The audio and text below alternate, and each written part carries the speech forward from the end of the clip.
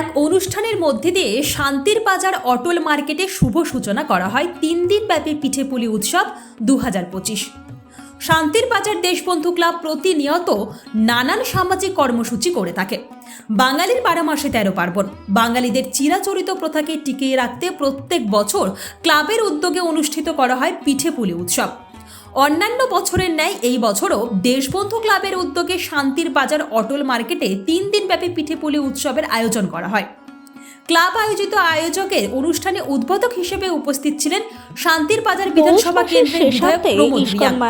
উদ্বোধকের পাশাপাশি আজকের অনুষ্ঠানে উপস্থিত ছিলেন ক্লাবের সম্পাদক প্রবীর বরণ দাস, ক্লাবের সভাপতি তথা শান্তির বাজার পৌর পরিষদের ভাইস চেয়ারম্যান সত্যব্রত সাহা, শান্তির বাজার পৌর পরিষদের চেয়ারম্যান স্বপ্না বৈদ্য, বাইখরা ইসকন পরিচালিত জগন্নাথ জিউ মন্দিরের প্রভুজি করুণেশ্বর মাধব দাস, দক্ষিণ জেলা পরিষদের সদস্য নীতিশ দেবনাথ, বিশিষ্ট সমাজসেবী দেখিয়ে দিচ্ছি সেই গদা ভবন যেখানে হাজার হাজার ভক্ত প্রসাদ সেবা করছেন। আমরা দেখিয়ে দিয়েছি নবদ্বীপ ধাম থেকে লঞ্চে করে যখন মায়াপুর আসা হয় সেখানে গঙ্গা যমুনা দুটি জলের কালার আলাদাভাবে দেখিয়ে দিয়েছি আপনাদের।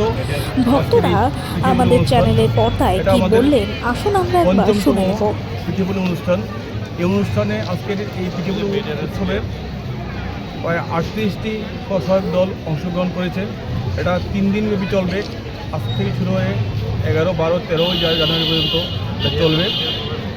এছাড়া আমাদের উদ্দেশ্য হলো যে পিঠেপুলির যে সংস্কৃতি এটা দিন দিন হারিয়ে যাচ্ছে, সেটাকে ধরে রাখা এবং যারা আমাদের নব প্রজন্ম আছে তাদের কাছে আমাদের বার্তা দেওয়া যে একটা পিঠেপুলির যে সংস্কৃতি তার সাথে একটা পরিচয় করে দেওয়া। তাছাড়া যারা এখানে স্বসহায়ক দল আছেন তাদের পাশে আমরা আর্থিকভাবে তারা যাতে একটু সমৃদ্ধ হয় তারও একটা উদ্দেশ্য আছে।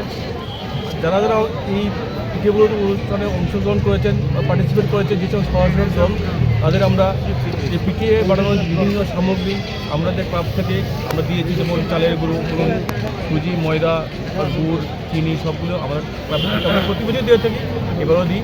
এবং এইগুলো বিক্রি করে যেটুকু তারা লাভ হবে ওরা ওই স্বসহায়ক দলের যারা সদস্য ওরাদের আমরা আশা করি তারা আর্থিকভাবে কিছুটা সমৃদ্ধি লাভ করবে, এটাই আমাদের উদ্দেশ্য।